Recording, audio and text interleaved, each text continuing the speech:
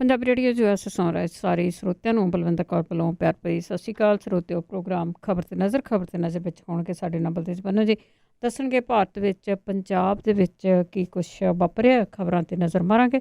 ਖਬਰਾਂ ਤੋਂ ਪਹਿਲਾਂ ਧੰਨਵਾਦ ਸਾਡੇ ਸਪਾਂਸਰ ਦਾ ਜਿਨ੍ਹਾਂ ਨੇ ਇਸ ਪ੍ਰੋਗਰਾਮ ਨੂੰ ਸਪਾਂਸਰ ਕੀਤਾ। ਸਭ ਤੱਕ ਪਹੁੰਚਾਇਆ ਖਾਲਸਾ ਇੰਸ਼ੋਰੈਂਸ ਏਜੰਸੀ ਸਾਨੂੰ ਜੇ 4082722500 ਇਹਨਾਂ ਤੋਂ ਹਰ ਇੱਕ ਤਰ੍ਹਾਂ ਦੀ ਇੰਸ਼ੋਰੈਂਸ ਕਰਾ ਸਕਦੇ ਹੋ। ਗੁਰਦੀਪ ਸਿੰਘ ਵਰਦੀ ਕਲੋਬਸ, ਸੰਤਰਾਮ ਸਿੰਘ ਸ਼ੇਰਗਿਲ ਸਲਮਾ, ਹਰਮਿੰਦਰ ਸਮਰਾ ਜੀ Sacramento, Ranveer Singh Rana Bakersfield, Jagtar Singh Anandpuri Fremont, Manjeet Singh ਦੀਵਾਨਾ, ਅਮਰਜੀਤ ਸਿੰਘ ਫਰੈਜ਼ਨੋ, ਚਰਨਜੀਤ ਬਡਵਾਓ ਜੁਬਾ ਸਿਟੀ, ਸਰਬਜੀਤ ਸਿੰਘ ਚੋਕਰ ਟੋਲਿਕ। ਬਹੁਤ ਧੰਨਵਾਦ ਕਰਦੇ ਹਾਂ ਪ੍ਰੋਗਰਾਮਾਂ ਨੂੰ ਸਪਾਂਸਰ ਕਰਦੇ ਹੋ, ਸਭ ਤੱਕ ਪਹੁੰਚਾਉਂਦੇ ਹੋ। ਸਾਡੇ ਨਾਲ ਜੁੜ ਚੁੱਕੇ ਨੇ ਬਲਤੇਜ ਪੰਨੂ ਜੀ, ਸਤਿ ਸ਼੍ਰੀ ਅਕਾਲ, ਸਵਾਗਤ ਹੈ ਜੀ। ਸਤਿ ਸ਼੍ਰੀ ਅਕਾਲ ਜੀ, ਧੰਨਵਾਦ ਜੀ, ਬਹੁਤ ਮਿਹਰਬਾਨੀ। ਸਭ ਤੋਂ ਪਹਿਲਾਂ ਗੱਲ ਮਹਾਰਾਸ਼ਟਰ ਦੇ ਵਿੱਚ ਜਿਹੜਾ ਪੋਲੀਟੀਕਲ ਡਰਾਮਾ ਚੱਲ ਰਿਹਾ ਸੀ ਉਸ ਦੀ ਗੱਲ ਕਰਦੇ ਹਾਂ। ਹੁਣ ਲੱਗਦਾ ਹੈ ਕਿ ਠਾਕਰੇ ਨੂੰ ਮਿਲੇਗੀ ਪਾਵਰ। ਬਿਲਕੁਲ ਜੀ, ਆਲਮੋਸਟ ਇਹਦੀ ਤਿਆਰੀ ਜਿਹੜੀ ਹੈ ਜੀ ਉਹ ਹੋ ਗਈ ਆ। ਔਰ ਇਹ ਜਿਹੜਾ ਠਾਕਰੇ ਪਰਿਵਾਰ ਹੈ ਇਹ ਲਾਸਟ 1999 ਦੇ ਵਿੱਚ ਇਹਦਾ ਜਿਹੜਾ ਸੀਗਾ ਮਨੋਹਰ ਜੋਸ਼ੀ ਉਹਨਾਂ ਨੇ ਮੁੱਖ ਮੰਤਰੀ ਦਾ ਅਹੁਦਾ ਜਿਹੜਾ ਜੀ ਉਹ ਸੰਭਾਲਿਆ ਸੀਗਾ। ਉਸ ਤੋਂ ਬਾਅਦ ਹੁਣ ਜਿਹੜਾ ਜੀ ਇਹ ਠਾਕਰੇ ਪਰਿਵਾਰ ਔਰ ਸ਼ਿਵ ਸੈਨਾ ਜਿਹੜੀ ਆ ਉਹ ਪਾਵਰ ਦੇ ਵਿੱਚ ਆਉਣ ਜਾ ਰਹੀ ਆ। ਇਹਦੇ ਸੰਬੰਧੀ ਸਾਰੇ ਜਿਹੜੇ ਸਮਝੌਤੇ ਸਿਰੇ ਚੜ੍ਹ ਗਏ ਹੋਏ ਆ, ਸਾਰੀ ਤਿਆਰੀ ਜਿਹੜੀ ਜੀ ਉਹ ਸਿਰੇ ਚੜ੍ਹ ਗਈ ਹੋਈ ਆ। ਜੋ ਕੁਛ ਉਠਕ ਬੈਠਕ ਜਿਹੜੀ ਆ ਜੀ ਉਹ ਮਹਾਰਾਸ਼ਟਰ ਦੇ ਵਿੱਚ ਹੋਈ ਆ, ਜੋ ਹਸ਼ਰ ਭਾਰਤੀ ਜਨਤਾ ਪਾਰਟੀ ਦਾ ਤੇ ਉਹਦੇ ਨੇਤਾਵਾਂ ਦਾ ਇੱਥੇ ਜਿਹੜਾ ਜੀ ਉਹ ਹੋਇਆ, ਉਹ ਕਿਸੇ ਤੋਂ ਲੁਕਿਆ ਛਿਪਿਆ ਜਿਹੜਾ ਦੀ ਹੁਣ ਨਹੀਂ ਰਹਿ ਗਿਆ ਕਿ ਕਿਵੇਂ ਰਾਤ ਨੂੰ ਜਿਹੜੀ ਦੀ ਉਹ ਸਰਕਾਰ ਬਣਾਈ ਤੇ ਮੁੜ ਕੇ ਉਹਨੂੰ ਜਿਹੜਾ ਦੀ ਉਹ ਵਾਪਸ ਲੈਣਾ ਪੈ ਗਿਆ, ਅਸਤੀਫਾ ਜਿਹੜਾ ਸੀ ਉਹ ਦੇਣਾ ਪੈ ਗਿਆ। ਉਧਵ ਠਾਕਰੇ ਅੱਜ ਸ਼ਿਵਾਜੀ ਪਾਰਕ ਦੇ ਵਿੱਚ ਇੱਕ ਜਨਤਕ ਸਮਾਗਮ ਹੋਊਗਾ ਜਿਹਦੇ ਵਿੱਚ ਉਹ ਸੂਬੇ ਦੇ ਨਵੇਂ ਮੁੱਖ ਮੰਤਰੀ ਦੇ ਵਜੋਂ ਜਿਹੜਾ ਜੀ ਉਹ ਸਹੁੰ ਚੁੱਕਣਗੇ। ਮੁੱਖ ਮੰਤਰੀ ਜਿਹੜਾ ਜੀ ਉਹ ਉਧਵ ਠਾਕਰੇ ਪਰਿਵਾਰ ਕੋਲੇ ਭਾਰਤ ਸ਼ਿਵ ਸੈਨਾ ਕੋਲੇ ਰਹੂਗਾ। ਜਿਹੜਾ ਡਿਪਟੀ ਮੁੱਖ ਮੰਤਰੀ ਆ ਉਹ ਬਣੂਗਾ ਜੀ NCP ਦਾ। ਔਰ ਜਿਹੜੀ ਕਾਂਗਰਸ ਹੈ ਜੀ ਉਹਦਾ ਸਪੀਕਰ ਹੋਊਗਾ। 285 ਮੈਂਬਰਾਂ ਨੇ ਵਿਧਾਇਕ ਦੇ ਵਜੋਂ ਜਿਹੜੀ ਹੈ ਜੀ ਉਹ ਸਹੁੰ ਚੁੱਕ ਲਈ ਆ। ਪ੍ਰੈਸ ਕਾਨਫਰੰਸ ਦੇ ਵਿੱਚ ਜਿਹੜਾ ਜੀ ਪ੍ਰਫੁੱਲ ਪਟੇਲ ਨੇ ਇਹ ਗੱਲ ਜਿਹੜੀ ਕਹੀ ਹੈ, ਇਹਦੇ ਜਿਹੜਾ ਜੀ ਕੌਣ ਕੌਣ ਜਿਹੜਾ ਜੀ ਕੀ ਇਹਦੇ ਕਿਹੜੇ ਅਹੁਦੇ ਦੇ ਉੱਤੇ ਜਿਹੜਾ ਉਹ ਹੋਊਗਾ। ਔਰ 59 ਸਾਲਾ ਉਧਵ ਠਾਕਰੇ ਸ਼ਿਵਾਜੀ ਪਾਰਕ ਦੇ ਵਿੱਚ ਜਿਹੜਾ ਜੀ ਮੁੱਖ ਮੰਤਰੀ ਦੇ ਅਹੁਦੇ ਦੀ ਸਹੁੰ ਚੁੱਕਣਗੇ, ਜਿੱਥੇ ਕਿ ਕਿਸੇ ਟਾਈਮ ਬਾਲ ਠਾਕਰੇ ਜਿਹੜਾ ਜੀ ਉਹ ਦੁਸਹਿਰੇ ਦਾ ਪ੍ਰੋਗਰਾਮ ਕਰਦਾ ਹੁੰਦਾ ਸੀਗਾ। ਇਹ ਬੜਾ ਇੰਟਰਸਟਿੰਗਲੀ ਜਿਹੜਾ ਜੀ ਉਹ ਰਹੂਗਾ ਕਿ ਜਿਹੜੀ ਸ਼ਿਵ ਸੈਨਾ ਤੇ ਭਾਰਤੀ ਜਨਤਾ ਪਾਰਟੀ, ਅਸਲ ਦੇ ਵਿੱਚ ਸ਼ਿਵ ਸੈਨਾ ਜਿਹੜੀ ਹੈ ਜੀ ਉਹਨੇ ਭਾਰਤੀ ਜਨਤਾ ਪਾਰਟੀ ਨੂੰ ਕਿਸੇ ਸਮੇਂ ਜਿਹੜੀ ਜੀ ਉਹ ਸਪੋਰਟ ਦਿੱਤੀ ਸੀਗੀ, ਜਦੋਂ ਪ੍ਰਕਾਸ਼ ਸਿੰਘ ਬਾਦਲ ਹੋਰਾਂ ਨੇ ਸਪੋਰਟ ਜਿਹੜੀ ਆ ਉਹ ਦਿੱਤੀ ਸੀਗੀ। ਸੋ ਇੱਕ ਲੰਮਾ ਗੱਠਜੋੜ ਜਾਂ ਉਹਦੇ ਵਿੱਚੋਂ ਭਾਰਤੀ ਜਨਤਾ ਪਾਰਟੀ ਦਾ ਉਭਾਰ ਤੇ ਹੁਣ ਜਿਵੇਂ ਭਾਰਤੀ ਜਨਤਾ ਪਾਰਟੀ ਦਾ ਅੱਜ ਸਿਖਰ ਹੈ। ਲੋਕ ਇਹ ਵੀ ਸੋਚਦੇ ਆ ਕਿ ਕੀ ਇਹਦੀ ਜਿਹੜੀ ਦੀ ਡਾਊਨਫਾਲ ਜਿਹੜੀ ਆ ਉਹ ਸ਼ਾਇਦ ਇੱਥੋਂ ਸਟਾਰਟ ਹੋ ਚੁੱਕੀ ਆ ਮਹਾਰਾਸ਼ਟਰ ਤੋਂ। ਹੁਣ ਵੇਖਣਾ ਇਹ ਹੋਊਗਾ ਕਿ ਉਧਵ ਠਾਕਰੇ ਦੀ ਸਰਕਾਰ ਦੇ ਉੱਤੇ ਪਕੜ ਜਿਹੜੀ ਦੀ ਕਿੰਨੀ ਮਜ਼ਬੂਤ ਰਹਿੰਦੀ ਆ, ਕਿਉਂਕਿ ਉਹਦੇ ਨਾਲ ਦੋ ਭਾਗ ਜਿਹੜੀਆਂ ਸਿਆਸੀ ਪਾਰਟੀਆਂ ਦਾ ਉਹਨੂੰ ਸਹਿਯੋਗ ਹਾਸਲ ਹੈ। ਉਹ ਕੋਈ ਗਲਤੀ ਜਿਹੜੀ ਜੀ ਉਹ ਛੇਤੀ ਕੀਤਿਆਂ ਉਹਨੂੰ ਕਰਨ ਨਹੀਂ ਦੇਣਗੀਆਂ। ਤੇ ਜੇ ਜਿਹੜੀ ਇਹ ਨਵੀਂ ਬਣਨ ਵਾਲੀ ਸਰਕਾਰ ਆ ਮਹਾਰਾਸ਼ਟਰ ਦੇ ਵਿੱਚ ਚੰਗਾ ਪ੍ਰਸ਼ਾਸਨ ਦੇਣ ਦੇ ਵਿੱਚ ਸਫਲ ਰਹਿੰਦੀ ਆ ਤਾਂ ਕੀ ਇਹ ਸਮਝਿਆ ਜਾਵੇ ਕਿ ਉਹ ਮਹਾਰਾਸ਼ਟਰ ਦੇ ਵਿੱਚ ਕਮ ਸੇ ਕਮ ਭਾਰਤੀ ਜਨਤਾ ਪਾਰਟੀ ਦੇ ਪਤਨ ਦਾ ਕਾਰਨ ਬਣ ਜੂਗੀ। ਜੀ ਦੇਖੋ ਬੜਾ ਕੁਛ ਉੱਤੇ ਥੱਲੇ ਹੁੰਦਾ ਆ। ਤੇ ਅੱਗੇ ਗੱਲ ਕਰਦੇ ਹੈਗੇ ਆ ਕੈਪਟਨ ਅਮਰਿੰਦਰ ਸਿੰਘ ਤੇ ਜਿਹੜੇ ਕੇਸ ਚੱਲਦੇ ਸੀਗੇ, ਅਦਾਲਤ ਨੇ ਵਿਜੀਲੈਂਸ ਦੀ ਰਿਪੋਰਟ ਆ ਜਿਹੜੀ ਉਹ ਸਹਿਕਾਰੀ ਤੇ ਕਿੰਨੇ ਹੀ ਬੰਦੇ ਆ ਜਿਹੜੇ ਉਹ ਬਰੀ ਕੀਤੇ ਆ। ਬੇਸਿਕ ਇਹ ਜਿਹੜਾ ਜੀ ਕਿਹਾ ਜਾ ਰਿਹਾ ਹੈ ਕਿ ਜਿਹੜੇ ਬਰੀ ਹੋ ਗਏ ਨੇ, ਬਾਜ਼ਤ ਬਰੀ ਹੋ ਗਏ ਨੇ। ਜੇ ਤਾਂ ਟਰਾਇਲ ਜਿਹੜਾ ਜੀ ਉਹ ਚੱਲਿਆ ਹੋਵੇ ਫਿਰ ਉਹਦੇ ਵਿੱਚ ਇਹ ਜਿਹੜਾ ਜੀ ਬਰੀ ਹੁੰਦਾ। ਤੁਸੀਂ ਇਹ ਕਹਿ ਲਓ ਜਦੋਂ ਕੋਈ ਕੇਸ ਵਾਪਸ ਲੈ ਲਵੇ ਤੇ ਫਿਰ ਜਿਵੇਂ ਕਈ ਕੇਸ ਜਿਹੜੇ ਨੇ ਜਿਨ੍ਹਾਂ ਦੀ ਮਿਸਾਲ ਦਿੱਤੀ ਜਾ ਸਕਦੀ ਹੈ। ਇਹ ਵੀ ਕੇਸ ਜਿਹੜਾ ਸੀਗਾ ਇਹ 1144 ਕਰੋੜ ਰੁਪਈਏ ਦੇ ਘਪਲੇ ਦਾ ਜਿਹੜਾ ਜੀ ਉਹ ਕੇਸ ਸੀਗਾ। ਇਹਦੇ ਵਿੱਚ ਨਾ ਸਿਰਫ ਕੈਪਟਨ ਅਮਰਿੰਦਰ ਸਿੰਘ ਹੋਰਾਂ ਦਾ ਨਾਮ ਬਲਕਿ ਉਹਦੇ ਬੇਟੇ ਤੇ ਉਹਨਾਂ ਦੇ ਜਵਾਈ ਦਾ ਨਾਮ ਵੀ ਸ਼ਾਮਲ ਸੀਗਾ। 35 ਦੇ ਕਰੀਬ ਲੋਕਾਂ ਦੇ ਉੱਤੇ ਇਹ ਜਿਹੜਾ ਦੀ ਉਹ ਕੇਸ ਸੀਗਾ। 5 ਜਾਣਿਆਂ ਦੀ ਇਹਦੇ ਵਿੱਚੋਂ ਮੌਤ ਜਿਹੜੀ ਆ ਉਹ ਹੋ ਚੁੱਕੀ ਹੋਈ ਆ। ਸੈਸ਼ਨ ਡਿਸਟ੍ਰਿਕਟ ਸੈਸ਼ਨ ਜੱਜ ਜਿਹੜੇ ਨੇ ਉਹਨਾਂ ਨੇ ਇਹ ਜਿਹੜਾ ਦੀ ਫੈਸਲਾ ਸੁਣਾਇਆ ਇਹ ਸੁਣਾਇਆ ਕਿ ਜਿਹੜੀ ਵਿਜੀਲੈਂਸ ਜਿਹਨੇ ਇਹ ਅਕਾਲੀ ਸਰਕਾਰ ਦੇ ਸਮੇਂ ਇਹ ਕੇਸ ਕੀਤਾ ਸੀਗਾ, ਉਹੀ ਵਿਜੀਲੈਂਸ ਜਿਹੜੀ ਹੈ ਜੀ ਉਹ ਕੇਸ ਵਾਪਸ ਲੈਣ ਦੀ ਅਰਜ਼ੀ ਜਿਹੜੀ ਜੀ ਉਹਨੇ ਲਾਈ ਸੀ। ਇਹ ਅਰਜ਼ੀ ਜਿਹੜੀ ਹੈ ਜੀ ਉਹ ਐਕਸੈਪਟ ਹੋ ਗਈ ਹੈ ਤੇ ਐਕਸੈਪਟ ਹੋਣ ਦੇ ਨਾਲ ਜਦੋਂ ਜਿਹੜੀ ਸਰਕਾਰੀ ਧਿਰ ਹੈ ਜਿਹਨੇ ਇਹ ਕੇਸ ਕੀਤਾ, ਜਦੋਂ ਉਹ ਇਸ ਕੇਸ ਨੂੰ ਅੱਗੇ ਚਲਾਉਣਾ ਹੀ ਨਹੀਂ ਚਾਹੁੰਦੀ ਤੇ ਫਿਰ ਜਿਹੜਾ ਜੀ ਉਹਨੂੰ ਬਰੀ ਲਫ਼ਜ਼ ਦੇ ਦੇਣਾ, ਇਹ ਥੋੜਾ ਜਿਹਾ ਉਹ ਸਮਝ ਤੋਂ ਬਾਹਰ ਆ। ਹਾਂ, ਕੇਸ ਖਤਮ ਹੋ ਗਿਆ, ਇਹ ਜਿਹੜਾ ਦੀ ਰਾਈਟ ਵਰਡ ਇਹਦੇ ਵਾਸਤੇ ਹੋ ਸਕਦਾ। ਤੁਹਾਨੂੰ ਯਾਦ ਹੋਣਾ ਜਦੋਂ ਜਿਹੜੀ ਸਰਕਾਰ ਸੀਗੀ ਪਿਛਲੀ ਅਕਾਲੀ BJP, ਉਹ ਜਾਣ ਤੋਂ ਪਹਿਲਾਂ ਉਹਨੇ ਇਹ ਕਲੋਜ਼ਰ ਰਿਪੋਰਟ ਜਿਹੜੀ ਆ ਉਹ ਲਵਾ ਦਿੱਤੀ ਵਿਜੀਲੈਂਸ ਤੋਂ, ਭਾਵ ਤਾਂ ਕਿ ਜਦੋਂ ਜੇ ਉਹ ਸੱਤਾ ਦੇ ਵਿੱਚ ਨਹੀਂ ਰਹਿੰਦੇ, ਕਾਂਗਰਸ ਸੱਤਾ ਦੇ ਵਿੱਚ ਆਉਂਦੀ ਹੈ ਤੇ ਫਿਰ ਉਹਨਾਂ ਨੂੰ ਜਿਹੜਾ ਜੀ ਉਹ ਇਸ ਤਰ੍ਹਾਂ ਦੇ ਜਾਂ ਕੁਝ ਕੇਸ ਜਿਹੜੇ ਨੇ ਉਹਨਾਂ ਤੋਂ ਬਚਾਇਆ ਜਾ ਸਕੇ। ਇੱਕ ਗੱਲ ਜਿਹੜੀ ਅਕਸਰ ਜਿਹੜੀ ਸਾਹਮਣੇ ਆਉਂਦੀ ਨਾ ਜੀ, ਵੀ ਇੱਕ ਦੂਜੇ ਦੀ ਮਦਦ ਕਰਦੇ ਆ, ਵੀ you scratch my back and I do yours, ਇਹ ਉਸੇ ਤਰੀਕੇ ਦਾ ਹੈ ਜੀ। ਔਰ ਪਿਛਲੀ ਹੀ ਸਰਕਾਰ ਨੇ ਕੇਸ ਕੀਤਾ ਸੀ, ਜਾਣ ਤੋਂ ਪਹਿਲਾਂ ਉਹ ਜਿਹੜਾ ਵੀ ਇਸ ਕੇਸ ਨੂੰ ਜਿਹੜਾ ਵੀ ਇੱਕ ਕਿਸਮ ਦੇ ਨਾਲ ਉਸ ਰਾਹ ਤੇ ਪਾ ਗਏ ਸਨ ਕਿ ਇਹਦਾ ਕੁਝ ਬਣੇ ਨਾ। ਵਿਜੀਲੈਂਸ ਜਾਂਚ ਜਿਹੜੀ ਹੈ ਜੀ ਉਹ ਵਾਪਸ ਲੈਣ ਦੇ ਹੁਕਮ ਇਹ ਪਿਛਲੀ ਸਰਕਾਰ ਨੇ, ਅਕਾਲੀ ਸਰਕਾਰ ਨੇ ਲਾਏ ਸੀ। ਆਪਸ ਵਿੱਚ ਤੇ ਸਾਰਾ ਕੁਝ ਮਿਲਿਆ ਮੁਲਿਆ ਹੀ ਹੈ ਨਾ, ਇਹਨਾਂ ਦਾ ਸਾਰਿਆਂ ਨੂੰ ਪਤਾ ਆ। ਤੇ ਅੱਗੇ ਕਾਂਗਰਸ ਦੇ ਦੋ ਵਿਧਾਇਕਾਂ ਦੀ ਜੇ ਗੱਲ ਕਰੀਏ ਤਾਂ ਆਪਸ ਵਿੱਚ ਹੀ ਭਿੜੇ। ਇਹ ਜਿਹੜੀ ਸਥਿਤੀ ਹੈ ਜੀ ਹਾਲ ਦੀ ਘੜੀ ਅਜੇ ਵੀ ਅਜੀਬੋ-ਗਰੀਬ ਤਾਂ ਬਣੀ ਹੋਈ ਹੈ, ਖਾਸ ਤੌਰ ਦੇ ਉੱਤੇ ਪਟਿਆਲੇ ਦੀ। ਇਹਦਾ ਚਰਚਾ ਸਾਰੇ ਜਗ੍ਹਾ ਹੀ ਜਿਹੜਾ ਦੀ ਹੈ, ਜਿੱਥੇ ਵੀ ਤੁਸੀਂ ਬੈਠਦੇ ਹੋ, ਮੈਂ ਕਿਹਾ ਸਰਹੱਦੀ ਪਿੰਡਾਂ ਵਾਲੀ ਸਾਈਡ ਦੇ ਉੱਤੇ 2 ਦਿਨ ਜਿਹੜਾ ਜੀ ਜਾ ਕੇ ਆਇਆ ਇੱਕ ਵਿਆਹ ਸਮਾਗਮ 'ਚ, ਉੱਧਰ ਵੀ ਜਿੱਥੇ ਵੀ ਬੈਠਦੇ ਹੋ ਗੱਲ ਜਿਹੜੀ ਹੈ ਜੀ ਇਸ ਚੀਜ਼ ਦੀ ਚੱਲ ਰਹੀ ਆ ਜੀ, ਸਰਕਾਰ ਦੇ ਵਿੱਚ ਕੀ ਹੋ ਰਿਹਾ, ਸਰਕਾਰ ਨਾਮ ਦੀ ਕੋਈ ਚੀਜ਼ ਹੈ, ਉਹਦੇ ਵਿਧਾਇਕ ਨੇ ਉਹ ਕਿਵੇਂ ਔਖੇ ਨੇ। ਇਹ ਐਕਚੁਅਲੀ ਨਿਰਮਲ ਸਿੰਘ ਸ਼ਤਰਾਣਾ ਨੇ, ਜਿਹੜਾ ਇੱਥੋਂ ਸ਼ਤਰਾਣਾ ਹਲਕਾ ਪੈਂਦਾ ਪਟਿਆਲਾ ਲੋਕ ਸਭਾ ਹਲਕੇ ਦੇ ਅੰਦਰ ਆਉਂਦਾ ਹੈ, ਉਹਨਾਂ ਦੀਆਂ ਬਾਗੀ ਸੁਰਾਂ ਪਿਛਲੇ ਦਿਨ ਸੁਣੀਆਂ ਸੀ।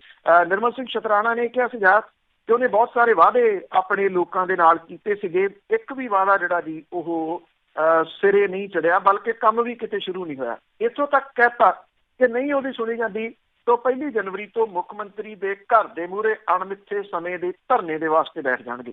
ਹੋਰ ਤਾਂ ਕਿਸੇ ਨੇ ਅਜੇ ਉਹਦਾ ਨੋਟਿਸ ਨਹੀਂ ਲਿਆ, ਨਾ ਕਿਸੇ ਨੇ ਵੀ ਕਾਂਗਰਸ ਦੇ ਵਿੱਚ ਹੀ ਜਿਹੜਾ ਵੀ ਨਿਰਮਲ ਸਿੰਘ ਸ਼ਤਰਾਣਾ ਕੀ ਕਹਿੰਦੇ ਨੇ। ਉਹਨਾਂ ਨੂੰ ਲੱਗਦਾ ਕਿ ਆਪੇ ਵਾਪਸ ਜਿਹੜਾ ਵੀ ਆ ਜਾਣਗੇ। ਇਸੇ ਹੀ ਲੋਕ ਸਭਾ ਹਲਕੇ ਦੇ ਵਿੱਚ ਇੱਕ ਹੋਰ ਹਲਕਾ ਪੈਂਦਾ ਸਮਾਣਾ ਹਲਕਾ, ਜਿੱਥੋਂ ਲਾਲ ਸਿੰਘ ਹੋਰਾਂ ਦੇ ਬੇਟਾ ਰਜਿੰਦਰ ਸਿੰਘ ਜਿਹੜਾ ਵੀ ਉਹ ਵਿਧਾਇਕ ਹੈ, ਉਹਨੇ ਇਹ ਗੱਲ ਜਿਹੜੀ ਵੀ ਕਹਿਤੀ ਕਿ ਨਿਰਮਲ ਸਿੰਘ ਸ਼ਤਰਾਣਾ ਹੋਰਾਂ ਨੂੰ ਮੀਡੀਆ ਦੇ ਵਿੱਚ ਨਹੀਂ ਜਾਣਾ ਚਾਹੀਦਾ ਸੀਗਾ, ਮੀਡੀਆ ਦੇ ਮੂਹਰੇ ਗੱਲ ਨਹੀਂ ਸੀ ਕਰਨੀ ਚਾਹੀਦੀ, ਆਪਸ ਦੇ ਵਿੱਚ ਜਿਹੜੀ ਦੀ ਉਹ ਗੱਲ ਕਰਨੀ ਚਾਹੀਦੀ ਸੀ। ਜਦੋਂ ਕਿ ਰਜਿੰਦਰ ਸਿੰਘ ਹੋਰੀ ਆਪ ਮੀਡੀਆ ਦੇ ਮੂਹਰੇ ਜਿਹੜੀ ਦੀ ਉਹ ਗੱਲ ਇਹ ਕਰੀ ਜਾਂਦੇ ਆ ਕਿ ਮੇਰੇ ਤਾਂ ਘਰ ਦੇ ਫੋਨ ਜਿਹੜੇ ਉਹ ਟੈਪ ਹੋ ਰਹੇ ਆ।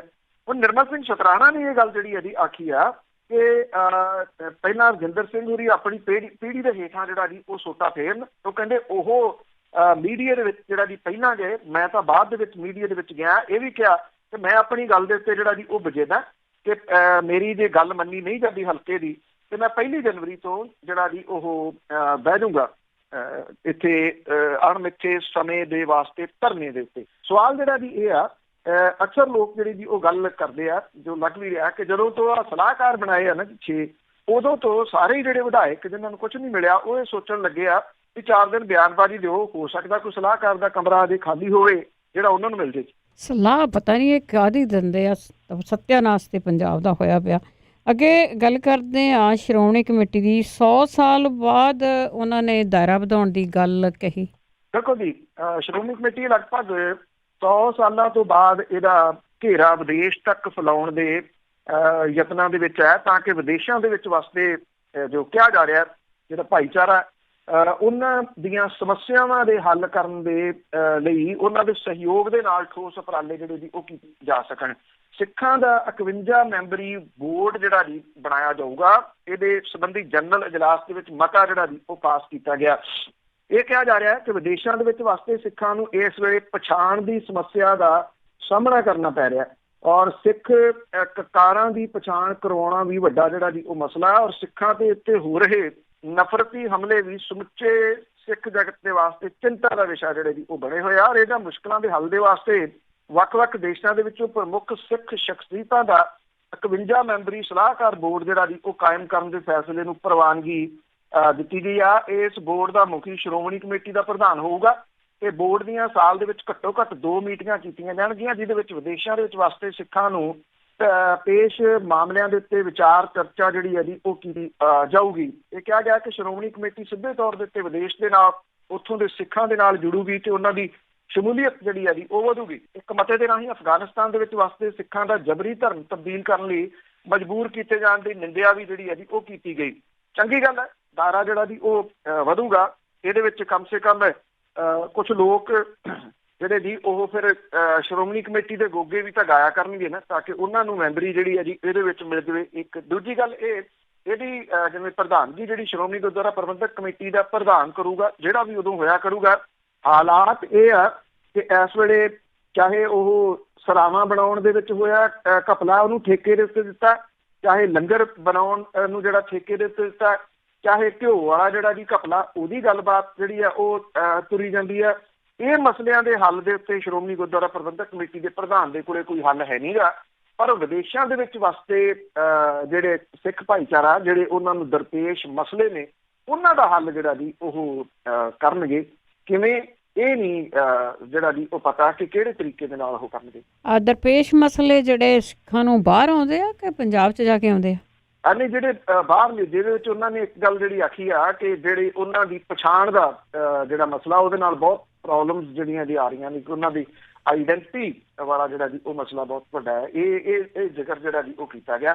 ਸੋ ਇਹਦੇ ਉੱਤੇ ਸ਼੍ਰੋਮਣੀ ਗੁਰਦੁਆਰਾ ਪ੍ਰਬੰਧਕ ਕਮੇਟੀ ਕੀ ਕਰੂਗੀ ਇਹ ਨਹੀਂ ਅਜੇ ਕੁਝ ਵੀ ਜਿਹੜਾ ਜੀ ਉਹ ਪਤਾ, ਪਰ ਇੰਨਾ ਜ਼ਰੂਰ ਹੈ ਕਿ ਇਸ ਵੇਲੇ ਘਪਲਿਆਂ ਦੇ ਦਰਪੇਸ਼ ਜਿਹੜੇ ਲੱਗ ਰਹੇ ਇੰਨੇ ਜਿਹੜਾ ਜੀ ਉਹ ਦੋਸ਼ ਨੇ, ਔਰ ਜਿਵੇਂ ਇਹ ਲਿਫਾਫੇ ਚੋਂ ਨਿਕਲਦਾ ਤੇ ਐਤਕੀ ਵੀ ਜਿਹੜਾ ਜੀ ਉਹ ਨਿਕਲਿਆ, ਤੇ ਇਹਦੇ ਵਾਸਤੇ ਵੇਖਣਾ ਜਿਹੜਾ ਜੀ ਉਹ ਹੋਊਗਾ ਕਿ ਇੱਥੇ ਵਾਸਤੇ ਉਹ ਕੀ ਕਰਦੇ ਆ। ਚਲੋ ਵਿਦੇਸ਼ਾਂ ਦੇ ਵਿੱਚ ਤਾਂ ਜਿਹੜੇ ਹੈਗੇ ਜੀ, ਮੇਰਾ ਖਿਆਲ ਜੇ ਦਰਪੇਸ਼ ਮਸਲੇ ਨੇ ਜਿਹੜੇ ਖਾਸ ਤੌਰ ਦੇ ਉੱਤੇ ਆਈਡੈਂਟਿਟੀ ਵਾਲਾ, ਤੇ ਉਸ ਆਈਡੈਂਟਿਟੀ ਦੇ ਮਸਲੇ ਦੇ ਉੱਤੇ ਕੁਝ ਸੰਸਥਾਵਾਂ ਇਹੋ ਜਿਹੇ ਕੰਮ ਕਰ ਰਹੀਆਂ ਨੇ ਜਿਨ੍ਹਾਂ ਨੇ ਪੋਜ਼ਿਟਿਵ ਵੀ ਬਹੁਤ ਕੁਝ ਜਿਹੜਾ ਜੀ ਉਹ ਕੀਤਾ, ਉਹ ਬਿਨਾਂ ਸ਼੍ਰੋਮਣੀ ਗੁਰਦੁਆਰਾ ਪ੍ਰਬੰਧਕ ਕਮੇਟੀ ਦੀ ਮਦਦ। ਉਹੀ ਤਾਂ ਮੈਨੂੰ ਨਹੀਂ ਸਮਝ ਆਉਂਦੀ ਕਿ ਸ਼੍ਰੋਮਣੀ ਕਮੇਟੀ ਕੀ ਕਰੂਗੀ। ਇੱਕ ਵਾਰ ਇਹ ਇੱਥੇ ਅਬੈਸੀ ਦੇ ਵਿੱਚ, ਇੰਡੀਅਨ ਅਬੈਸੀ ਦੇ ਵਿੱਚ ਜਾ ਬੜੇ ਜ਼ਿਆਦਾ ਇਹਨਾਂ ਨੂੰ ਪੁੱਛਿਆ ਉੱਥੇ ਕੀ ਕਰਨਗੇ, ਕਹਿੰਦੇ ਉਹ ਵੀਜ਼ੇ ਨਹੀਂ ਦਿੰਦੇ। ਵੀਜ਼ਾ ਤਾਂ ਅਮਰੀਕਾ ਵਾਲਿਆਂ ਨੇ ਦੇਣਾ ਹੁੰਦਾ ਆ। ਇੱਥੇ ਦੇ ਮਸਲੇ ਤਾਂ ਸਿੱਖ ਆਪ ਹੀ ਬਥੇਰੇ ਕਰ ਲੈਂਦੇ ਆ, ਅਤੇ ਸ਼ਾਇਦ ਲੋਕ ਲਿਫਾਫਿਆਂ 'ਚ ਪੈ ਵੀ ਚੁੱਕੇ ਹੋਣਗੇ ਜਿਹੜੇ ਹੋਣੇ ਆ। ਅਤੇ ਅੱਗੇ ਟੌਹੜਾ ਪਰਿਵਾਰ ਦੀ ਜੇ ਗੱਲ ਕਰੀਏ, SGPC ਦੇ ਵਿੱਚ ਵਾਪਸੀ ਉਹਨਾਂ ਦੀ। ਬਿਲਕੁਲ ਜੀ, ਇਹ ਐਕਚੁਅਲੀ ਇਹ ਕਹਿ ਲਓ ਕਿ ਕਾਫੀ ਸਾਲਾਂ ਤੋਂ ਬਾਅਦ ਜਿਹੜਾ ਜੀ ਹੋਇਆ, ਜੋ ਬਾਦਲ ਟੌਹੜਾ ਵਿਵਾਦ ਜਿਹੜਾ ਜੀ ਉਹ ਹੋਇਆ ਸੀਗਾ, ਉਦੋਂ ਬਾਅਦ ਹੁਣ ਸ਼੍ਰੋਮਣੀ ਗੁਰਦੁਆਰਾ ਪ੍ਰਬੰਧਕ ਕਮੇਟੀ ਨੇ ਜਿਹੜਾ ਜੀ 2 ਜਾਣਿਆਂ ਨੂੰ, ਇੱਕ ਤਾਂ ਪਟਿਆਲਾ ਹਲਕੇ ਨੂੰ ਜਿਹੜੀ ਹੈ ਜੀ ਉਹ ਨੁਮਾਇੰਦਗੀ ਮਿਲੀ ਆ।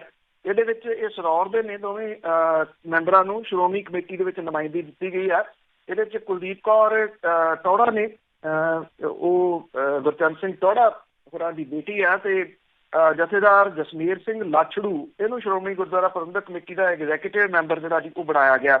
ਔਰ ਸਨੌਰ ਜਿਹੜਾ ਹਲਕਾ ਹੈ ਜੀ ਸ਼੍ਰੋਮਣੀ ਕਮੇਟੀ ਦਾ ਹਲਕਾ 1996 ਦੇ ਵਿੱਚ ਬਣਿਆ ਸੀ, ਔਰ ਇੱਥੋਂ ਇੱਕੋ ਮੈਂਬਰ ਬਣਦਾ ਸੀਗਾ, ਪਰ 11 ਦੇ ਵਿੱਚ ਇਹ ਹਲਕਾ ਦੋਹਰਾ ਪੁਰਸ਼ ਤੇ ਔਰਤ ਵਾਲਾ ਜਿਹੜਾ ਜੀ ਉਹ ਹੋ ਗਿਆ। 11 ਦੇ ਵਿੱਚ ਸ਼੍ਰੋਮਣੀ ਕਮੇਟੀ ਦੀਆਂ ਚੋਣਾਂ ਦੇ ਦੌਰਾਨ ਇੱਥੋਂ ਕੁਲਦੀਪ ਕੌਰ ਟੌਹੜਾ ਤੇ ਜਸਮੇਰ ਸਿੰਘ ਲਾਛੜੂ ਦੋਵੇਂ ਸ਼੍ਰੋਮਣੀ ਕਮੇਟੀ ਦੇ ਮੈਂਬਰ ਜਿਹੜਾ ਜੀ ਉਹ ਬਣੇ ਸੀਗੇ, ਔਰ ਇਹਨਾਂ ਦੋਵਾਂ ਨੂੰ ਐਤਕੀ ਸ਼੍ਰੋਮਣੀ ਕਮੇਟੀ ਦਾ ਐਗਜ਼ੈਕਟਿਵ ਮੈਂਬਰ ਜਿਹੜਾ ਜੀ ਉਹ ਬਣਾਇਆ ਜਿਹੜਾ ਜੀ ਉਹ ਗਿਆ। ਹੁਣ ਐਗਜ਼ੈਕਟਿਵ ਜਿਹੜੇ ਮੈਂਬਰ ਨੇ ਜੀ ਉਹਨਾਂ ਦੀ ਗਿਣਤੀ 11 ਆ, ਔਰ ਟੌਹੜਾ ਪਰਿਵਾਰ ਜਿਹੜਾ ਜੀ, ਕਿਉਂਕਿ ਹਲਕਾ ਸਨੌਰ ਦੇ ਨਾਲ ਵੀ ਇਹਦਾ ਸੰਬੰਧ ਹੈਗਾ। ਟੌਹੜਾ ਦੇ ਜਵਾਈ ਹਰਮੇਲ ਸਿੰਘ ਟੌਹੜਾ 1997 ਦੇ ਵਿੱਚ ਵਿਧਾਨ ਸਭਾ ਹਲਕਾ ਡਕਾਲਾ ਜਿਹੜਾ ਕਿ ਹੁਣ ਸਨੌਰ ਬਣ ਗਿਆ ਹੋਇਆ, ਇਹ ਪਹਿਲਾਂ ਹਲਕਾ ਡਕਾਲਾ ਹੁੰਦਾ ਸੀਗਾ, ਇੱਥੋਂ ਵਿਧਾਇਕ ਬਣੇ ਸੀਗੇ ਤੇ ਉਹ ਮੰਤਰੀ ਵੀ ਜਿਹੜਾ ਜੀ ਉਹ ਬਣੇ ਸੀਗੇ। 2002 ਦੇ ਵਿੱਚ ਤੇ 2007 ਦੇ ਵਿੱਚ ਵੀ ਹਰਮੇਲ ਸਿੰਘ ਹੋਰਾਂ ਨੇ ਚੋਣ ਲੜੀ, ਪਰ ਦੋਵੇਂ ਚੋਣਾਂ ਇਹ ਜਿੱਤ ਨਹੀਂ ਜਿਹੜਾ ਜੀ ਹੋ ਸਕੇ। 2012 ਦੇ ਵਿੱਚ ਨਵੇਂ ਬਣੇ ਹਲਕੇ ਪਟਿਆਲਾ ਦਿਹਾਤੀ ਤੋਂ ਜਿਹੜੇ ਸੀ ਉਹ ਬੀਬੀ ਟੌਹੜਾ ਨੇ ਅਕਾਲੀ ਟਿਕਟ ਤੇ ਚੋਣ ਲੜੀ, ਪਰ ਉਹ ਵੀ ਹਾਰ ਗਏ। 17 ਦੇ ਵਿੱਚ ਸਨੌਰ ਤੋਂ ਆਮ ਆਦਮੀ ਪਾਰਟੀ ਦੇ ਉਮੀਦਵਾਰ ਵਜੋਂ ਉਹਨਾਂ ਨੇ ਚੋਣ ਲੜੀ, ਪਰ ਉਹ ਵੀ ਹਾਰ ਗਏ। ਤੇ ਫਿਰ ਪਿਛਲੇ ਦਿਨੀ ਉਹ ਬਾਦਲ ਪਰਿਵਾਰ ਦੇ ਨਾਲ ਜਾ ਜੁੜੇ ਸਨ ਫਿਰ ਦੁਬਾਰਾ ਜੀ, ਤੇ ਬਾਦਲ ਦਲ ਦੇ ਨਾਲ ਜੁੜਨ ਕਰਕੇ ਟੌਹੜਾ ਪਰਿਵਾਰ ਨੂੰ ਜਿਹੜਾ ਜੀ ਉਹ ਫਾਇਦਾ ਹੋਇਆ, ਨਹੀਂ ਤਾਂ ਅਦਰਵਾਈਜ਼ ਬਾਦਲ ਪਰਿਵਾਰ ਨੇ ਟੌਹੜਾ ਪਰਿਵਾਰ ਗੁੱਠੇ ਜਿਹੜਾ ਜੀ ਉਹ ਲਾ ਰੱਖਿਆ ਕਈ ਸਾਲਾਂ ਤੋਂ ਜੀ। ਤੇ ਅੱਗੇ ਗੱਲ ਕਰਦੇ ਆ ਮਾਲਵੇ ਦੇ ਵੱਡੇ ਪਿੰਡਾਂ ਦੀ, ਉੱਥੇ ਗਊ ਸੈਸ ਲਾਇਆ ਗਿਆ। ਐਕਚੁਅਲੀ ਜੀ ਇਹ ਕੀ ਆ ਕਿ ਨਗਰ ਪੰਚਾਇਤ ਦਾ ਦਰਜਾ ਜਿਹੜਾ ਜੀ ਉਹ ਦਿੱਤਾ ਗਿਆ ਸੀ। ਇਹ ਲੋਕਾਂ ਦੀ ਹੀ ਮੰਗ ਸੀ ਕਿ ਨਗਰ ਪੰਚਾਇਤ ਦਾ ਦਰਜਾ ਦੇ ਦਿਓ, ਉਹਦੇ ਨਾਲ ਹਲਕੇ ਦਾ ਜਿਹੜਾ ਜੀ ਉਹ ਵਿਕਾਸ ਜ਼ਿਆਦਾ ਹੋ ਜਾਊਗਾ। ਜਿਹੜੇ ਵੱਡੇ ਪਿੰਡ ਨੇ, ਜਦੋਂ ਉਹਨਾਂ ਨੂੰ ਨਗਰ ਪੰਚਾਇਤ ਦਾ ਜਿਹੜਾ ਜੀ ਉਹ ਦਰਜਾ ਮਿਲ ਗਿਆ, ਪਿਛਲੀ ਸਰਕਾਰ ਨੇ ਦਰਜਾ ਜਿਹੜਾ ਜੀ ਉਹ ਦਿੱਤਾ ਸੀਗਾ ਧੜਾ ਧੜ ਪਿੰਡਾਂ ਨੂੰ, ਵੱਡੇ ਜਿਹੜੇ ਪਿੰਡ ਸੀਗੇ ਉਹਨਾਂ ਨੂੰ। ਹੁਣ ਪੇਂਡੂ ਲੋਕਾਂ ਨੂੰ ਇਹ ਨਗਰ ਪੰਚਾਇਤ ਦਾ ਦਰਜਾ ਜਿਹੜਾ ਜੀ ਉਹ ਲੈਣਾ ਮਹਿੰਗਾ ਪੈਣ ਡਿਆ, ਕਿਉਂਕਿ ਪੰਜਾਬ ਸਰਕਾਰ ਨੇ ਇੱਕੋ ਦਿਨ ਵਿੱਚ ਮਾਲਵੇ ਦੇ 18 ਜਿਹੜੇ ਇਹ ਸ਼ਹਿਰ ਨੇ ਇਹਨਾਂ ਦੇ ਵਿੱਚ ਗਊ ਸੈਸ ਲਾਤਾ। ਇਹਦੇ 'ਚ ਵੱਡੇ ਪਿੰਡ ਵੀ ਜਿਹੜੇ ਜੀ ਉਹ ਸ਼ਾਮਲ ਨੇ। ਅਵਾਰਾ ਪਸ਼ੂਆਂ ਦਾ ਮਸਲਾ ਹੱਲ ਨਾ ਹੋਣ ਦੇ ਬਾਵਜੂਦ ਲੋਕਾਂ ਨੂੰ ਗਊ ਸੈਸ ਦਾ ਬੋਝ ਜਿਹੜਾ ਜੀ ਉਹ ਝੱਲਣਾ ਪਊਗਾ। ਕੈਪਟਨ ਅਮਰਿੰਦਰ ਸਿੰਘ ਹੋਰਾਂ ਦੇ ਪੁਰਖਿਆਂ ਦਾ ਪਿੰਡ ਮਹਿਰਾਜ ਜਿਹੜਾ ਜੀ, ਉੱਥੋਂ ਦੇ ਲੋਕਾਂ ਨੂੰ ਵੀ ਹੁਣ ਗਊ ਸੈਸ ਜਿਹੜਾ ਜੀ ਉਹ ਦੇਣਾ ਪੈਣਾ। ਇੱਥੇ 9 ਪੰਚਾਇਤਾਂ ਨੇ ਔਰ ਗੱਠਜੋੜ ਸਰਕਾਰ ਨੇ ਮਹਿਰਾਜ ਨੂੰ ਨਗਰ ਪੰਚਾਇਤ ਜਿਹੜਾ ਜੀ ਉਹ ਬਣਾਤਾ। ਕੋਟ ਸ਼ਮੀਰ ਦੇ ਵਿੱਚ ਵੀ ਗਊ ਸੈਸ ਜਿਹੜਾ ਜੀ ਉਹ ਲੱਗ ਗਿਆ। ਗੱਠਜੋੜ ਸਰਕਾਰ ਦੇ ਵੇਲੇ ਨਗਰ ਪੰਚਾਇਤ ਨੇ ਗਊ ਸੈਸ ਲਾਗੂ ਕਰਨ ਦੇ ਬਾਰੇ ਮਤਾ 30 ਸਤੰਬਰ 2015 ਨੂੰ ਪਾਇਆ ਸੀਗਾ ਤੇ ਨਗਰ ਪੰਚਾਇਤ ਭਾਈ ਰੂਪਾ ਨੇ ਮਤਾ 2 ਨਵੰਬਰ 15 ਨੂੰ ਪਾਇਆ ਸੀ। ਪੁਰਾਣੇ ਮਤਿਆਂ ਦੇ ਆਧਾਰ ਦੇ ਉੱਤੇ ਹੁਣ ਸਰਕਾਰ ਨੇ ਗਊ ਸੈਸ ਦਾ ਨੋਟੀਫਿਕੇਸ਼ਨ ਜਿਹੜਾ ਜੀ ਉਹ ਜਾਰੀ ਕਰ ਦਿੱਤਾ ਹੈ। ਇਹਦੇ 'ਚ ਮਾਲਵੇ ਦੇ ਸ਼ਹਿਰ ਕਸਬੇ ਸ਼ਾਮਲ ਨੇ, ਧੂਰੀ, ਫਾਜ਼ਿਲਕਾ, ਲਾਲੜੂ, ਸੰਗਤ, ਤਲਵੰਡੀ ਸਾਬੋ, ਬੋਹਾ, ਰਾਮਪੁਰਾ ਫੂਲ, ਬਰਨਾਲਾ, ਮਲੌਦ, ਸੁਨਾਮ, ਭਾਈ ਰੂਪਾ, ਨਾਭਾ, ਮਹਿਰਾਜ, ਲੌਂਗੋਵਾਲ, ਫਰੀਦਕੋਟ ਤੋਂ ਬਿਨਾਂ ਮਾਝੇ ਦੇ ਸ਼ਹਿਰ ਵੀ ਜਿਹੜਾ ਜੀ ਇਹਦੇ ਵਿੱਚ ਸ਼ਾਮਲ ਕੀਤੇ ਗਏ ਆ। ਕੁਛ ਗਊ ਸੈਸ ਜਿਹੜਾ ਹੱਤਿਆ ਰੋਕਣ ਦੇ ਸੰਬੰਧੀ 1955 ਦਾ ਐਕਟ ਜਿਹੜਾ ਜੀ ਇਹਦੀ ਧਾਰਾ 7 ਦੇ ਤਹਿਤ ਇਹ ਗਊ ਸੈਸ ਜਿਹੜਾ ਜੀ ਉਹ ਲਾਇਆ ਜਿਹੜਾ ਜੀ ਉਹ ਗਿਆ। ਇਹਦੇ ਨਾਲ ਬਿਜਲੀ ਦੇ ਪਰ ਯੂਨਿਟ ਦੇ ਉੱਤੇ 2 ਪੈਸੇ, ਤੇਲ ਟੈਂਕਰ ਪਰ ਜਿਹੜਾ ਚੱਕਰ 100 ਰੁਪਈਆ, ਸੀਮੈਂਟ ਪਰ ਬੋਰੀ 1 ਰੁਪਈਆ, ਮੈਰਿਜ ਪੈਲੇਸ AC ਜਿਹੜਾ ਬੁੱਕ ਕਰਾਉਣਾ ਉਹਦੇ ਲਈ 1000 ਰੁਪਈਆ, ਮੈਰਿਜ ਪੈਲੇਸ ਸਾਦਾ ਬੁੱਕ ਕਰਾਉਣਾ ਉਹਦੇ ਲਈ 500 ਰੁਪਈਆ, 4 ਵੀਲਰ ਜਿਹੜਾ ਜੀ ਲੈਣਾ 1000 ਰੁਪਈਆ ਤੇ 2 ਵੀਲਰ ਲੈਣਾ ਤੇ 200 ਰੁਪਈਆ ਹੁਣ ਗਊ ਸੈਸ ਦੇ ਨਾਂ ਦੇ ਉੱਤੇ ਇਹਨਾਂ ਜਿਹੜੇ ਇਹ ਨਗਰ ਪੰਚਾਇਤ ਬਣਾਏ ਗਏ ਸੀ ਉਹਨਾਂ ਨੂੰ ਜਿਹੜਾ ਜੀ ਉਹ ਦੇਣਾ ਪੈਣਾ। ਇਸੇ ਟਾਈਮ ਖੁਸ਼ ਹੋ ਰਹੇ ਨਗਰ ਪੰਚਾਇਤ ਦੇ ਰੂਪ ਦੇ ਵਿੱਚ ਹੁਣ ਜਿਹੜਾ ਜੀ ਉਹਨਾਂ ਨੂੰ ਇਹ ਪਤਾ ਲੱਗਣ ਲੱਗ ਜੂਗਾ ਕਿ ਇੰਨਾ ਗਊ ਸੈਸ ਹਰ ਚੀਜ਼ ਦੇ ਉੱਤੇ ਉਹਨਾਂ ਨੂੰ ਦੇਣਾ ਪਊਗਾ। ਇਹ ਲੋਕ ਜਿਹੜੇ ਜੀ ਪਹਿਲਾਂ ਜਿਹੜੇ ਸ਼ਹਿਰੀ ਨੇ ਉਹਨਾਂ ਸਭ ਨੂੰ ਇਹ ਦੇਣਾ ਪੈ ਰਿਹਾ, ਬਲਕਿ ਬਿਜਲੀ ਦੇ ਉੱਤੇ ਤਾਂ ਜਿਹੜਾ ਜੀ ਇਹ ਜ਼ਿਆਦਾ ਸ਼ਹਿਰਾਂ ਦੇ ਵਿੱਚ। ਔਰ ਜੇ ਤੁਸੀਂ 4 ਵੀਲਰ ਜਿਹੜਾ ਜੀ ਉਹ ਖਰੀਦਣਾ ਉਹਦੇ ਉੱਤੇ ਤੇ 2 ਵੀਲਰ ਦੇ ਉੱਤੇ ਗਊ ਸੈਸ ਲਾ ਕੇ ਤੇ ਤੁਸੀਂ ਬਾਹਰ ਨਿਕਲੋ, ਸੜਕ ਦੇ ਉੱਤੇ ਨਿਕਲਦੇ ਆ ਕਿਤੇ ਨਾ ਕਿਤੇ ਕੋਈ ਅਵਾਰਾ ਗਊ ਜਿਹੜੀ ਹੈ ਜੀ ਉਹ ਤੁਹਾਡੇ ਵਹੀਕਲ ਦੇ ਵਿੱਚ ਵੱਜਦੀ ਆ ਤੇ ਉਹਦਾ ਨਵੇਂ ਵਹੀਕਲ ਦਾ ਕਬਾੜਾ ਕਰ ਦਿੰਦੀ। ਬਿਲਕੁਲ ਜੀ, ਤਾਂ ਹੀ ਤਾਂ ਗਊ ਸੈਸ ਲਾਉਂਦੇ ਆ ਕਿ ਤੁਹਾਨੂੰ ਫਾਇਦਾ ਹੋਣਾ ਉਹਦਾ। ਤੇ ਅੱਗੇ ਕਰਦੇ ਆ, ਈ ਨੀਲਾਮੀ ਹੋਈ ਆ ਬਠਿੰਡੇ ਦੇ ਵਿੱਚ ਤੇ ਉਸ ਦੇ ਉੱਤੇ ਕਿੰਤੂ ਪਰੰਤੂ। ਐਕਚੁਅਲੀ ਜੀ ਇਹ ਰਿਹਾਇਸ਼ੀ ਤੇ ਵਪਾਰਕ ਜਾਇਦਾਦ ਆ, ਇਹਦੀ ਈ ਨੀਲਾਮੀ ਦੇ ਵਿੱਚ ਜਿਹੜੇ ਭੂਮੀ ਮਾਫੀਆ ਤੇ ਅਫਸਰਾਂ ਦਾ ਗੱਠਜੋੜ ਜਿਹੜਾ ਜੀ ਉਹ ਦਿਸ ਰਿਹਾ ਇਹਦੇ ਵਿੱਚ। ਔਰ ਸਰਕਾਰੀ ਖਜ਼ਾਨੇ ਨੂੰ ਸੰਨ ਜਿਹੜੀ ਆ ਜੀ ਉਹ ਇਹਦੇ ਵਿੱਚ ਲੱਗੀ ਆ। ਕਈ ਪ੍ਰੋਫੈਸ਼ਨਲ ਦਲਾਲ ਜਿਹੜੇ ਨੇ ਉਹ ਸਾਲਾਂ ਤੋਂ ਇਸ ਧੰਦੇ ਦੇ ਵਿੱਚ ਨੇ, ਜਿਹੜੇ ਕਿ ਗੋਲਮੋਲ ਨਿਯਮਾਂ ਦੇ ਰਾਹੀਂ ਈ ਨੀਲਾਮੀ ਦੇ ਵਿੱਚ ਜਾਇਦਾਦ ਖਰੀਦਦੇ ਆ, ਫਿਰ ਉਹਨੂੰ ਅੱਗੇ ਨਾਲ ਦੀ ਨਾਲ ਜਿਹੜਾ ਜੀ ਉਹ ਵੇਚ ਦਿੰਦੇ ਆ। 4-5 ਪੀੜਤਾਂ ਨੇ ਇਸ ਮਾਮਲੇ ਦੇ ਵਿੱਚ ਜਾਂਚ ਦੀ ਮੰਗ ਜਿਹੜੀ ਜੀ ਉਹ ਕੀਤੀ ਆ। ਅਸਲ 'ਚ ਬਠਿੰਡਾ ਅਰਬਨ ਸਟੇਟ ਫੇਜ਼ 3 ਦੇ ਵਿੱਚ ਰਹਿਣ ਵਾਲੇ ਕੁਝ ਜਿਹੜੇ ਲੋਕ ਨੇ ਉਹਨਾਂ ਨੇ ਮੁੱਖ ਮੰਤਰੀ ਨੂੰ ਇਹਦੇ ਸੰਬੰਧੀ ਲਿਖਤੀ ਸ਼ਿਕਾਇਤ ਭੇਜੀ ਆ ਕਿ ਈ ਨੀਲਾਮੀ ਕਰਕੇ ਖਜ਼ਾਨੇ ਨੂੰ ਵੱਜਦੀ ਕਰੋੜਾਂ ਰੁਪਏ ਦੀ ਮਾਲੀ ਸੱਟ ਜਿਹੜੀ ਦੀ ਉਹ ਰੋਕੀ ਜਾਵੇ। ਅਰਬਨ ਸਟੇਟ ਫੇਜ਼ 3 ਦੇ ਵਿੱਚ ਜਿਹੜੇ ਪਲਾਟ ਸੀਗੇ ਜੀ ਕੁਛ, ਇਹਦੇ ਵਿੱਚ ਈ ਨੀਲਾਮੀ ਦੇ ਅਨੁਸਾਰ ਬੰਦ ਹੋਣ ਤੋਂ 5 ਮਿੰਟ ਪਹਿਲਾਂ ਕੋਈ ਉੱਚੀ ਬੋਲੀ ਲਾਉਂਦਾ ਤੇ 15 ਮਿੰਟ ਦਾ ਸਮਾਂ ਹੋਰ ਵੱਧ ਜਾਂਦਾ। ਜੇ ਮੁੜ ਕੇ 15 ਮਿੰਟ ਦੇ ਸਮੇਂ ਦੀ ਸਮਾਪਤੀ ਤੋਂ ਪਹਿਲਾਂ 5 ਮਿੰਟ ਪਹਿਲਾਂ ਤੱਕ ਕੋਈ ਹੋਰ ਵਿਅਕਤੀ ਉੱਚੀ ਬੋਲੀ ਲਾ ਦਿੰਦਾ ਤਾਂ ਸਮਾਂ 15 ਮਿੰਟ ਹੋਰ ਵੱਧ ਜਾਂਦਾ। ਭਾਵ ਕਿ ਬੋਲੀ ਲਾਉਣ ਵੇਲੇ 15-15 ਮਿੰਟ ਦੇ 2 ਹੋਰ ਮੌਕੇ ਜਿਹੜੇ ਦਿੱਤੇ ਜਾਂਦੇ ਆ। ਇਹ ਕਿਹਾ ਗਿਆ ਕਿ ਆਖਰੀ ਬੋਲੀ ਲਾਉਣ ਦਾ ਕਾਰਨ ਬੋਲੀ ਦਾ ਸਮਾਂ 3:15 ਵਜੇ ਤੱਕ ਹੋ ਗਿਆ। ਉਸ ਤੋਂ ਬਾਅਦ ਕਿਸੇ ਨੇ ਬੋਲੀ ਨਹੀਂ ਲਾਈ। PDA ਨੇ 15 ਮਿੰਟ ਦਾ ਸਮਾਂ ਹੋਰ ਵਧਾ ਦਿੱਤਾ।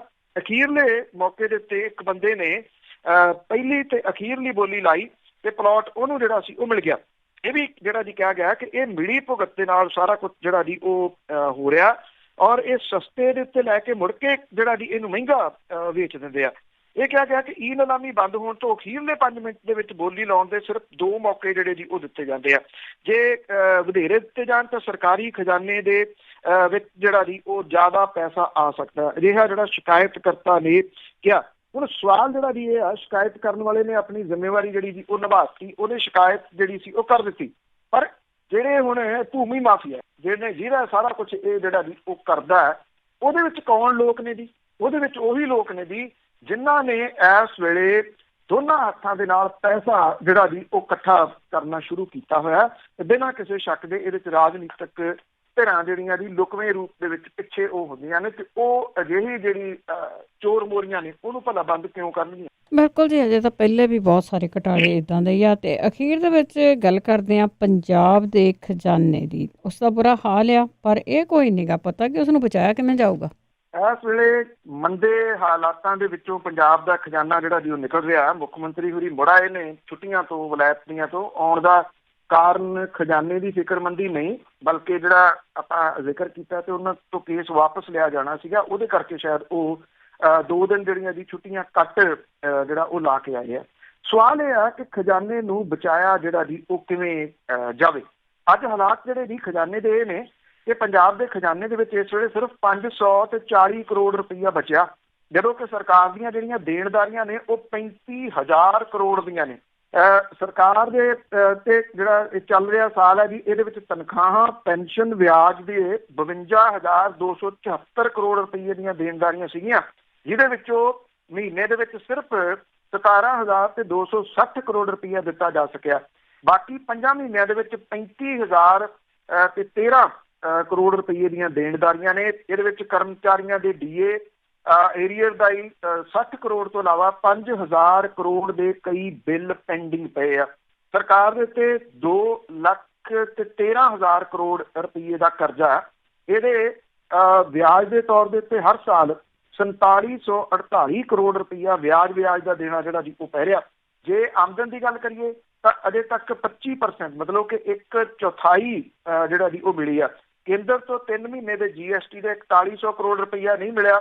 ਸਰਕਾਰ ਸੂਬੇ ਦੇ ਆਰਥਿਕ ਹਾਲਤ ਠੀਕ ਕਰਦੇ ਨਜ਼ਰ ਨਹੀਂ ਜਿਹੜਾ ਜੀ ਉਹ ਆ ਰਹੀ, ਕਿਉਂਕਿ ਯਤਨ ਕੋਈ ਨਹੀਂ ਹੋ ਰਹੇ। ਹੁਣ ਮੁੱਖ ਮੰਤਰੀ ਪਰਸੋਂ ਰਾਤ ਦੇ ਆਏ ਨੇ, ਅਜੇ ਤੱਕ ਕੋਈ ਮੀਟਿੰਗ ਜਿਹੜੀ ਜੀ ਉਹ ਨਹੀਂ ਉਲੀਕੀ ਗਈ।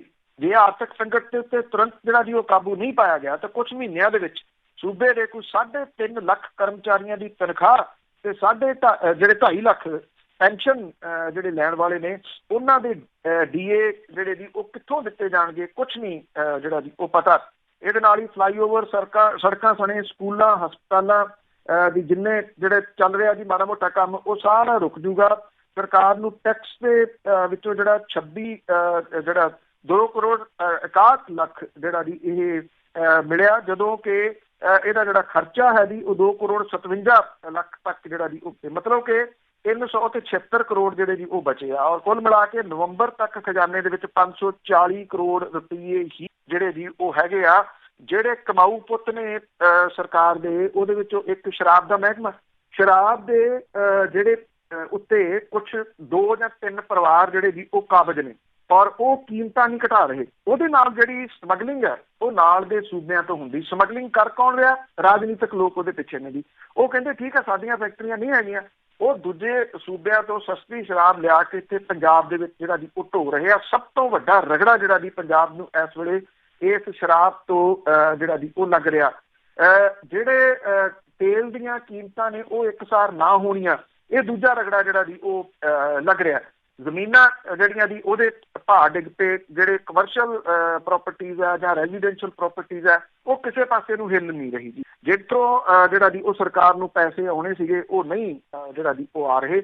ਇਹ ਉਹ ਚੀਜ਼ਾਂ ਨੇ ਜੀ ਇਸ ਵੇਲੇ ਜਿਨ੍ਹਾਂ ਨੇ ਅਸਲ ਸੱਚੀ ਪੁੱਛੋ ਤਾਂ ਪੰਜਾਬ ਦੇ ਖਜ਼ਾਨੇ ਦਾ ਧੂੰਆਂ ਜਿਹੜਾ ਜੀ ਉਹ ਕੱਢ ਦਿੱਤਾ।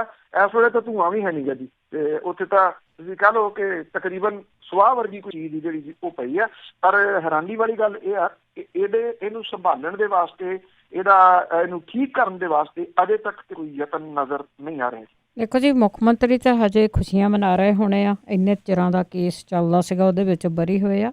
ਤੇ ਖਜ਼ਾਨੇ ਦਾ ਕੀ ਆ, ਲੁੱਟ ਖਾ ਲਿਆ ਲੀਡਰਾਂ ਨੇ। ਬਹੁਤ ਬਹੁਤ ਧੰਨਵਾਦ ਬਲਤੇਜ ਪੰਨੂ ਜੀ। ਮਿਹਰਬਾਨੀ ਜੀ, ਧੰਨਵਾਦ ਜੀ, ਸਤਿ ਸ਼੍ਰੀ ਅਕਾਲ ਜੀ। ਤੇ ਸਰੋਤੇ ਸਨ ਬਲਤੇਜ ਪੰਨੂ ਸਾਡੇ ਨਾਲ ਜੁੜਦੇ ਕਰਦੇ ਨੇ ਖਬਰਾਂ। ਇਸੇ ਦੇ ਨਾਲ ਸਾਡਾ ਅੱਜ ਦਾ ਬੁਲਟਨ ਇੱਥੇ ਸਮਾਪਤ। ਬਲਵਿੰਦਰ ਕੌਰ ਵੱਲੋਂ ਆਪ ਸਭ ਨੂੰ ਪਿਆਰ ਭਰੀ ਸਤਿ ਸ਼੍ਰੀ ਅਕਾਲ।